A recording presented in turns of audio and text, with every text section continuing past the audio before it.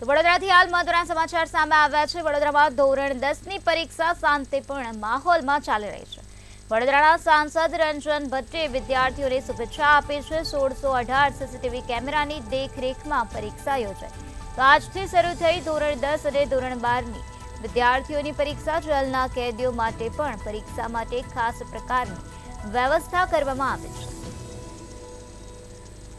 આજે રાજ્યમાં ધોરણ 10 અને ધોરણ 12ની બોર્ડની પરીક્ષા છે, ત્યારે ધોરણ 10ની પરીક્ષા હાલ ચાલુ છે। વડોદરામાં ધોરણ 10ની પરીક્ષા શાંતિપૂર્ણ માહોલમાં ચાલી રહી છે। વડોદરાના સાંસદ રંજન ભટ્ટે વિદ્યાર્થીઓને શુભેચ્છા પાઠવી છે। 1618 સીસીટીવી કેમેરાની દેખરેખમાં પરીક્ષાનું આયોજન કરવામાં આવ્યું છે। આજથી શરૂ થઈ છે ધોરણ 10 અને ધોરણ 12ના વિદ્યાર્થીઓની પરીક્ષા, ત્યારે જેલના કેદીઓ માટે પણ પરીક્ષા માટે ખાસ પ્રકારની વ્યવસ્થા હાથ ધરવામાં આવી છે।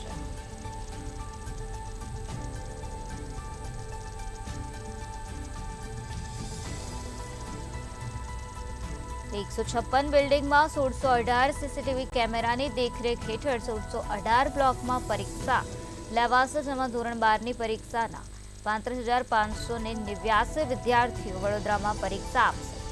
ધોરણ 12 વિજ્ઞાન અને સામાન્ય પ્રવાહના 1017 સીસીટીવી કેમેરાની દેખરેખ હેઠળ 1017 બ્લોકમાં પરીક્ષા લેવામાં આવશે। મધ્યસ્થ જેલમાં કેદીઓને પરીક્ષા આપવા માટે ખાસ પ્રકારની વ્યવસ્થા કરવામાં આવી છે। વડોદરામાં ધોરણ 10ની પરીક્ષા હાલ શાંતિપૂર્ણ માહોલમાં ચાલી રહી છે। વડોદરાના સાંસદ રંજન ભટ્ટે વિદ્યાર્થીઓને શુભેચ્છાઓ પાઠવી છે। સરકારી નગરી, શૈક્ષણિક નગરી વડોદરામાં અત્યારે ધોરણ 10 અને 12ની પરીક્ષા લેવામાં આવી રહી છે। આપ જોઈ શકો છો તેમ વડોદરાના સાંસદ MGM હાઈસ્કૂલ સમા ખાતે પહોંચ્યા છે અને દીકરાઓને આશીર્વાદ આપી રહ્યા છે। ધોરણ 10ની પરીક્ષામાં આજે વડોદરા શહેર જિલ્લામાં 47,312 વિદ્યાર્થીઓ પરીક્ષા આપશે।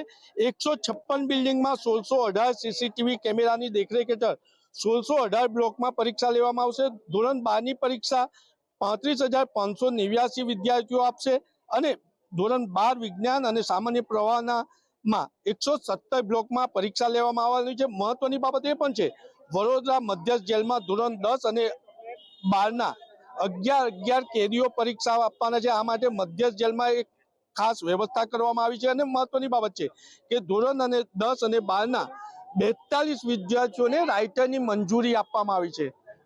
મહત્વની બાબત એ છે કે સાંસદ આજે દીકરાઓને આશીર્વાદ આપવા પહોંચ્યા છે, ત્યારે લોકસભા 2024ની ચૂંટણી આવી રહી છે અને 10 વર્ષ નાગરિકોની સેવા કરી અને પરીક્ષા આપી ચૂકેલા અને ટિકિટની રાહ જોતા સાંસદ રંજનબેન આપણી સાથે છે। આપણે બેનને પૂછીશું, બેન 10 વર્ષ નાગરિકોની સેવા કરી અને આશીર્વાદ લેવા તમે ટિકિટની પ્રતીક્ષાની રાહ જોઈ રહ્યા છો, ત્યારે આજે દીકરાઓને આશીર્વાદ આપ્યા, શું કહેશો?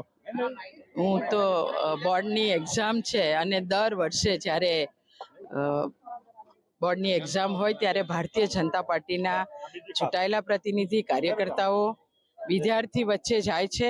એમને એક હિંમત આપવાનું કામ ભારતીય જનતા પાર્ટીના કાર્યકર્તાઓ કરતા હોય છે। આજે આખા વડોદરા શહેરમાં દરેક સ્કૂલ પર પાર્ટીના ચૂંટાયેલા પ્રતિનિધિ છે। એક જ હિંમત છે વિદ્યાર્થીઓને કે જે રીતે શાળામાં એ લોકો એક્ઝામ આપતા હોય છે એ જ રીતના એ લોકો પરીક્ષા આપે, કોઈ ટેન્શન ના કરે અને પેરેન્ટ્સ પોતે પણ એવી એમને હિંમત આપતા હોય છે કે ગભરાતા નહીં, તમે એક્ઝામ આપીને આવો। અને અમે પણ પાર્ટીના મારા કોર્પોરેટર છે, કાર્યકર્તા છે, દરેક સ્કૂલ પર કાર્યકર્તાઓ પોતે વિદ્યાર્થીને એક હિંમત આપવાનું કામ કરી રહ્યા છે। આપણા વડાપ્રધાન આદરણીય નરેન્દ્રભાઈ મોદીજી હંમેશા પરીક્ષા પે ચર્ચા એટલે કે પેરેન્ટ્સને પણ હિંમત આપે છે અને વિદ્યાર્થીઓને પણ હિંમત આપે છે કે પેરેન્ટ્સ પોતે વિદ્યાર્થીને એટલું ટેન્શન ના આપે, એમને એમની જાતે લખવા દો। તો એ રીતે વિદ્યાર્થીને પણ કહે છે કે પરીક્ષા આપતી વખતે જરાય ટેન્શન નહીં કરવું જોઈએ। અને આજે જ્યારે પહેલા પેપરની શરૂઆત વિદ્યાર્થીઓને થવા જઈ રહી છે બોર્ડની, તો અમે પણ હિંમત આપવા માટે અહીંયા આવ્યા છે કે બિલકુલ ટેન્શન ના કરતા નોર્મલ તમે સ્કૂલમાં બેસીને પરીક્ષા આપતા હોય એ રીતે પરીક્ષા આપજો। એટલે કહી શકાય કે માતૃ વાત્સલ્ય સાંસદ પોતાના દીકરા હોય તેમ વિદ્યાર્થીઓને આશીર્વાદ આપવા પહોંચ્યા છે। નિલેશ બ્રહ્મભટ્ટ, મંતવ્ય ન્યૂઝ, વડોદરા।